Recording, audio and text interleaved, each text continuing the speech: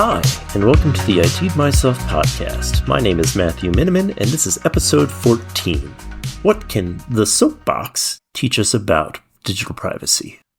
So, start off with, if you live in a big enough city, or have gone to a sporting event, or have enough crazies in your town, or have a significant number of college-based fantasy football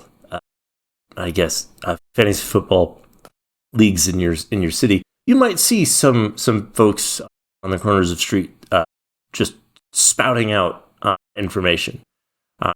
And most notably, one of the ones that I always think about when I think about this is coming out of baseball stadiums, usually right outside of the main entrance. There's a guy standing on a box with a megaphone yelling at everybody how they're going to go to hell because they decided to watch baseball instead of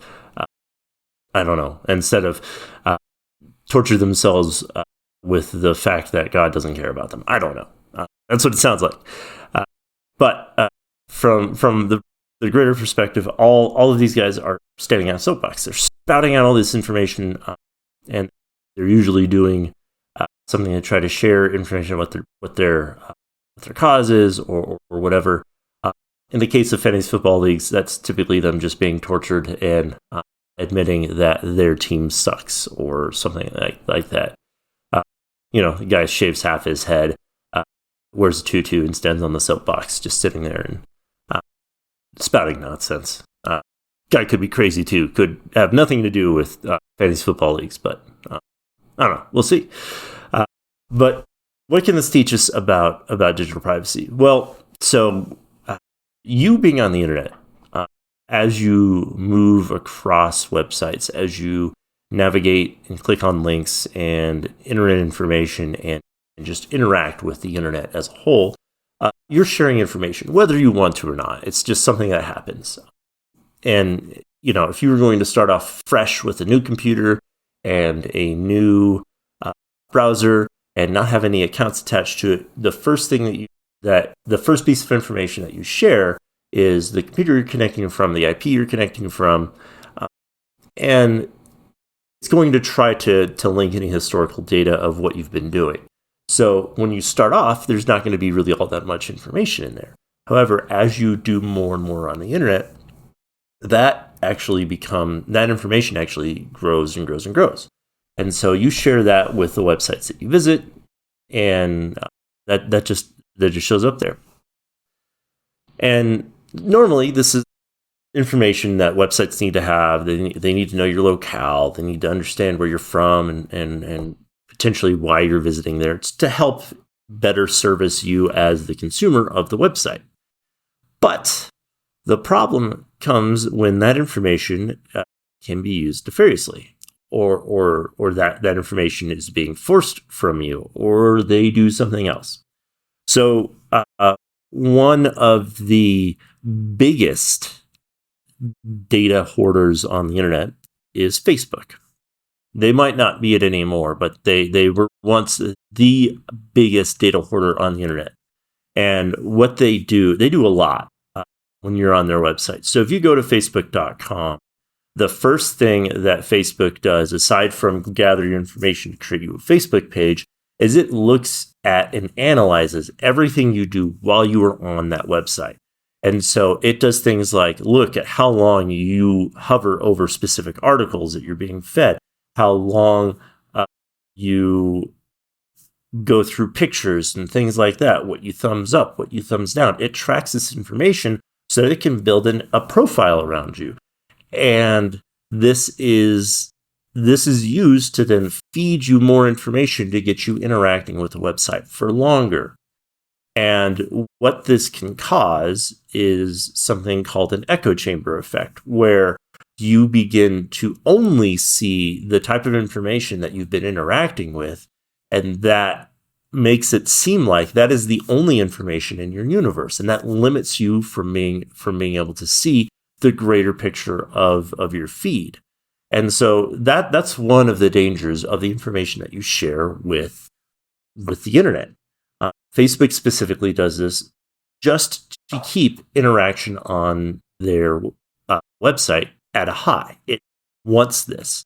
Now, if you're anybody older than, I don't know, 50, you might think that's a boomer.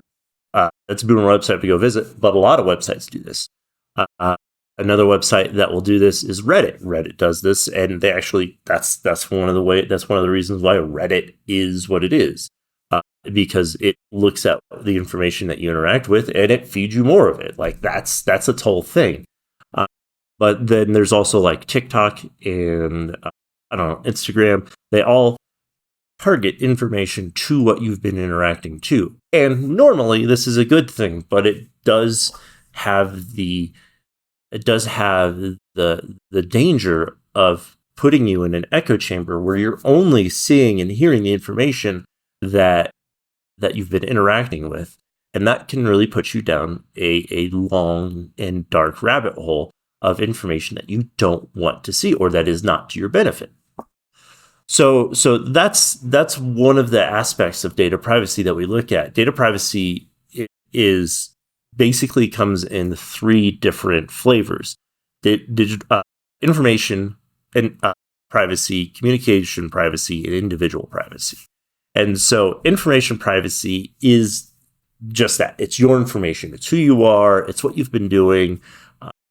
Really anything about you and anything about your actions. That information should be private. When these websites steal this data, when they track this data, they are collecting it and they're building a profile of you. And while that is kind of the contract that you're signing with these websites because they offer them up for free, it is potentially putting harm to that information privacy, where you are now providing them with all this information. The second one, communication privacy, this is who you're talking to and what you're saying. And so you should have a right as an individual for your conversations to be private. You should make sure that the only people who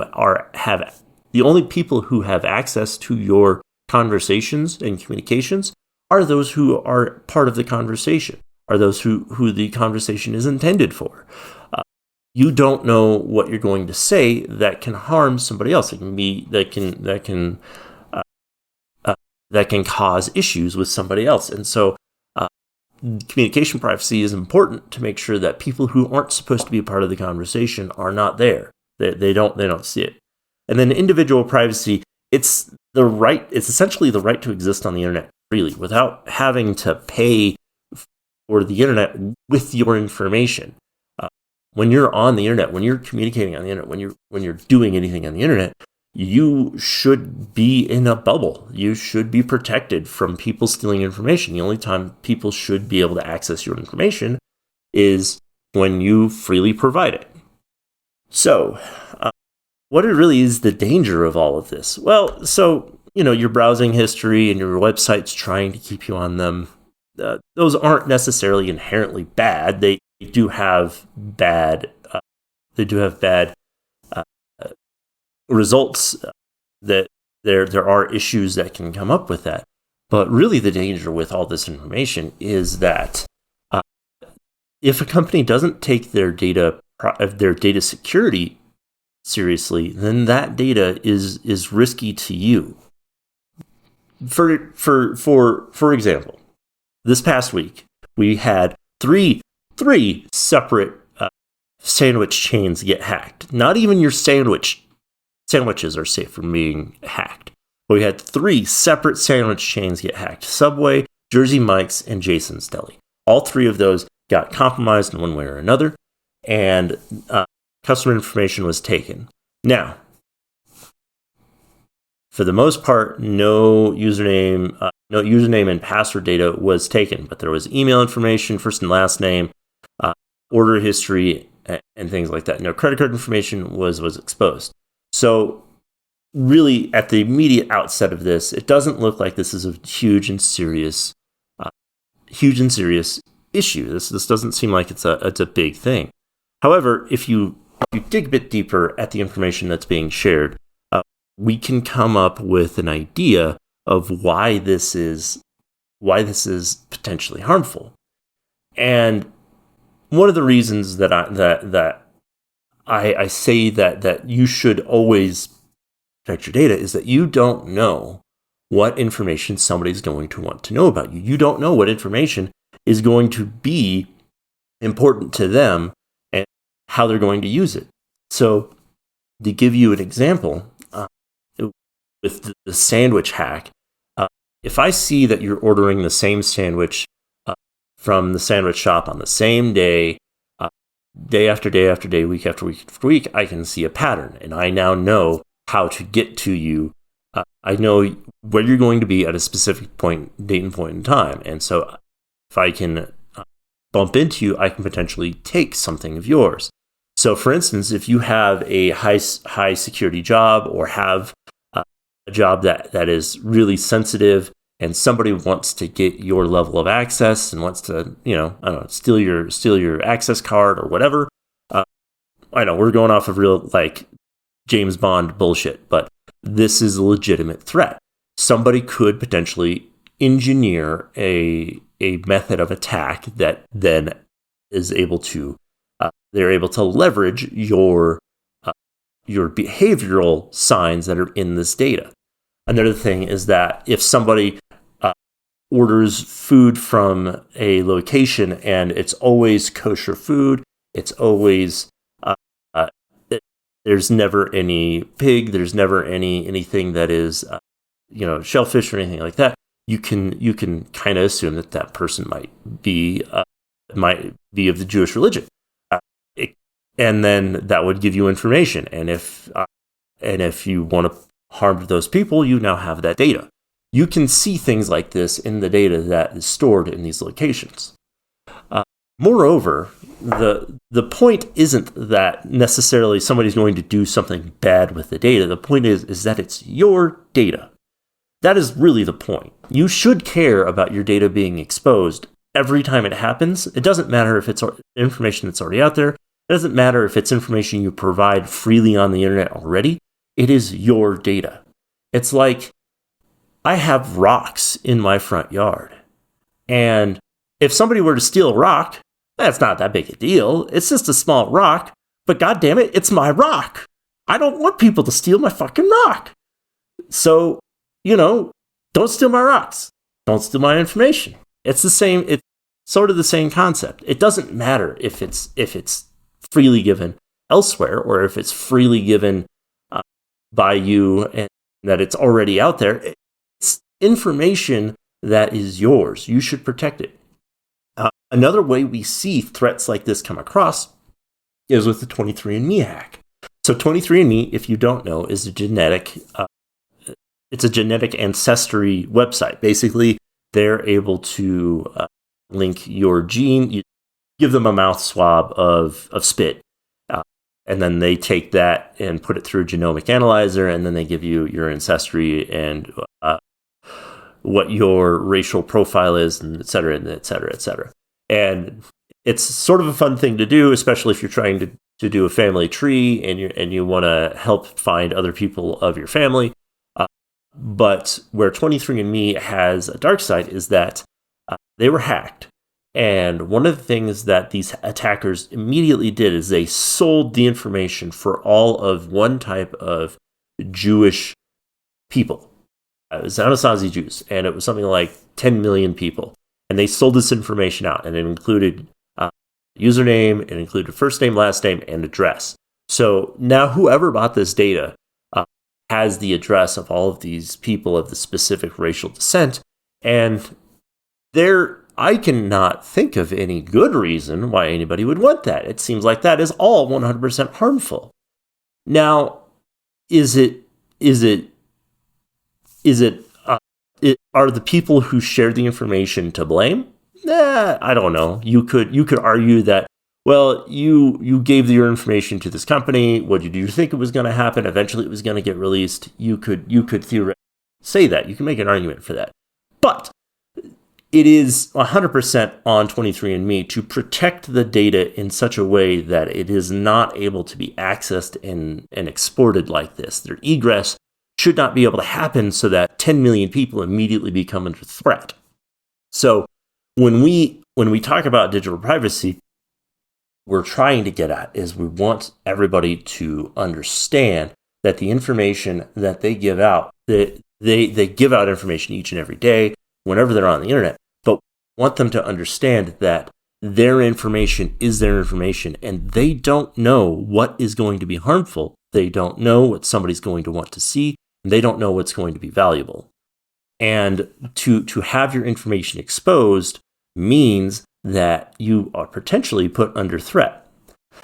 So another question that I've been asked before is, well, what does it matter?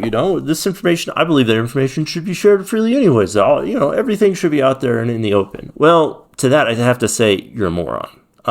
Sorry, James, but you're kind of a moron. You don't want that information out in the open at all. You don't want information. If you're so secure in your information that you want people to have it, go ahead and give it out freely. I mean, give them this whole postcard that has your date of birth, your social security number, your mother's maiden name, all that. You give it to them. Go ahead and tell me how that's going to work out for you. But part of the reason that you don't want any of this information out there is you don't know what is going to get you into trouble. You don't know what information is going to land you into a troubled spot. It's like, you don't know what's going to be legal. You don't know what somebody's going to take offense to. And so you want to remain private. You want to hold that information, all of your information, as close as possible. It's like if you anonymously made a drawing of the Prophet Muhammad, would you want everybody to know that picture was drawn by you? I mean, would you? Would you want everybody? You did it anonymously, and now if all of a sudden your name was attached to it, would you want that to happen? I know some of you probably like, well, it depends on what the picture is, how the drawing is, and how good it is. But for the most of you, you're probably like, hell no, that's scary as fuck. And yeah, it is. It is very scary. And you don't want that information to be shared. You don't want any of that to be shared. On top of that, it's things like this cancel me or this cancel culture thing. I'm not going to get into that. But previous statements or previous things that people have done are now causing them significant troubles. Are now causing them significant troubles because the mood has changed in society where that information and that type of behavior is no longer accepted. And, that is kind of an issue with digital privacy. The fact that I said something 15 years ago should not impact me now. It doesn't matter if I said it. My moods, my feelings, I'm a person. I grow and I change. That's how things work. It's not something that you can it's not something you can hold static as a person's opinions. And so holding somebody accountable for something they said 20 years ago is not necessarily going to be a good thing. And I get that you want to make sure everybody has the same amount of justice, but for the most part, that's digital privacy.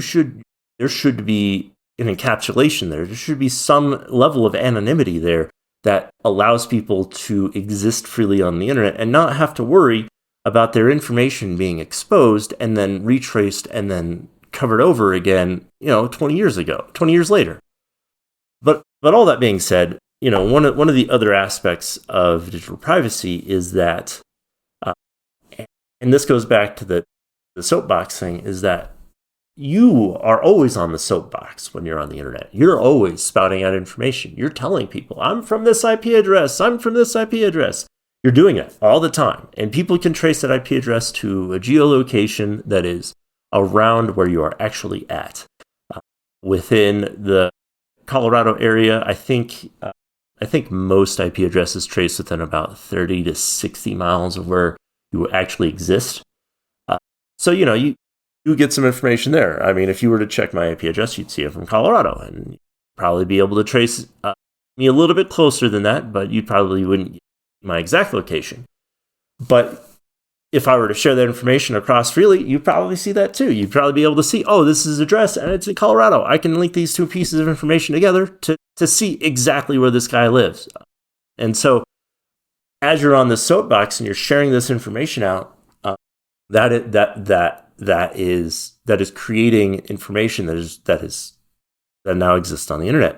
And another thing you have to understand is that once information is on the internet, it can almost never be gotten rid of. It can almost never be deleted. There's, in fact, a whole series of websites like the Internet Archive that attempt to basically create snapshots of the internet that retains information that is being seen. So if you share a piece of information on the internet, you need to 100% expect that information will persist for all of time until time immemorial. That information will be out on the internet. But also, as you're standing on the soapbox, if you were actually standing on a soapbox, you'd be able to control what you were able to say. But being on the internet is like having Tourette's and standing on a soapbox. You're spouting out information that you are unwillingly sharing. I'm using a Chrome browser. I'm on a Windows 10 system. I've watched 3 hours of porn this week. That is you being on the soapbox on the internet. As websites look and detail your activity, they can see this information that you are sharing. A lot of this information comes from cookies and tokens and things like that people put in your browser, put in your information, and attempt to basically harvest more data from you. And sometimes they harvest more data from you than what you have allowed them to do. This is why GDPR is a thing. GDPR basically limits personal information from being collected. Now, it only really affects folks in the UK, or not in the UK, sorry, from the EU, because that's where that law is in place. But it is a good digital privacy step. It allows you to tell websites what information they're allowed to collect from you. Now, not all websites have that. Not all websites actually follow through with the options that you've clicked, but it is a good step. But so the next thing that I get asked a lot is, well, how do I protect my information? What do I need to do to make sure that my information is not being shared out there? And unfortunately, my answer is you can't really protect your data on the internet. Not fully. You're always going to be sharing information out. I mean, that's just the nature of the services that you use. You don't pay for a lot of the websites that you use. You don't pay for Facebook. You don't pay for whatever it is. I was going to say Tumblr, but I don't think that's a thing anymore. You don't pay for Reddit. You don't pay for any of these services because they make money off of ad revenue. They make money off of the information they collect from you. And so there's not really a way to interact on the internet without at least sharing some level of information. But there are some things you can do. My first suggestion at this point in time in 2024, use the Mozilla browser. I don't normally push specific software solutions, but Mozilla is the unique browser on the market today. Pretty much everything else is a Chromium clone, so it's all based off of Chrome, and they all utilize the same level of data hoarding and information gathering. And Firefox is really the only one that does some things uniquely, but it also is specifically focused on internet security and data privacy. And so there are some options that you can set in there that limit the amount of data that's collected. On top of that, you can utilize a VPN. Now, I do not tell anybody to use a VPN all the time. A VPN all the time is actually a bad thing, mainly because VPNs, and we'll get into this in another episode, I swear, VPNs you're just trusting somebody else with your information. That's really all you're doing. But a VPN on a network that you don't trust will help resolve some of the privacy issues or privacy concerns you might have on that untrusted network. Additionally, operating in incognito mode or privacy mode will help ensure that your information is not being shared from session to session and website to website. More things that you can do on the internet to make sure that you're operating in a private area. You could use a Tor browser if you really wanted to, though the Tor browser does have some legal ramifications to it. There are some regions which do not allow you to use a Tor browser. And there are other things like your cell phone. If you use the internet from your cell phone a bunch, there's information that it shares inherently, and you would have to set the privacy settings on your phone. But what I want everybody to do is I want everybody to go into their accounts and their phones and their browsers and look through the privacy settings and make sure that the privacy settings, the data privacy settings, are set to the exact things you want. You want to make sure that you have set your data privacy exactly as you expect. With a Google account, you can actually control the information that's shared. You can actually control what information is collected by Google and who it's given to. With your phone, both iPhone and Android, you can detail what information is collected and how that information is shared out. You can actually shut off some of the ad collecting telemetry that they give. You can't shut it all off, but you shut some of it off. On your browsers, you can also shut off some ad telemetry stuff that they have on there. You can also shut off some of the other browsing information that they collect. And you can actually enforce no cookie mode, where no data is collected because no cookies are then made present. One of the reasons why I pushed Firefox earlier is because Firefox is actually making this a standard part of their browser. So you don't have to actually set it yourself. It's just done by them. They provide no cookies from their browser. And so you can also do this with the operating systems you use on your computer. With both Mac and Windows, there are privacy settings that you can set. One of the things you want to make sure of is that inside of your system that you have shut off all telemetry data. When we say telemetry, we don't mean space flight and velocity tracking. What we mean is information about what you're doing and how you're doing it on your computer. You can actually shut a lot of this telemetry data off. And so as a user, as a person who is existing on the internet, who is concerned about data privacy, enabling a lot of these settings will help reduce your exposure on the internet. Now, again, you're never going to be able to remove 100% of the data that you're sharing on the internet, but you can at least limit it. One of the things that I want to tell everybody is to get off of social media. It doesn't matter what fucking platform it is, turn it off. Do not sign up for it. Excise your information from it. One of the things you can do with Facebook is you can tell them to delete your data. You can tell them to remove your data from there. You can actually request a copy of your data so that you can see all of the data that you've collected. So turn these off. Do not use these because they are sources of attack. They are where people can gather information from you, and they can see the information that you've shared, and they can utilize that and abuse it to compromise you or somebody you know. Like I said, get off of social media. Use a platform that doesn't track information. I don't know if there was such one that exists, but hell, it's something to try. Aside from that, I think I will step off of my soapbox and let you guys have a great day.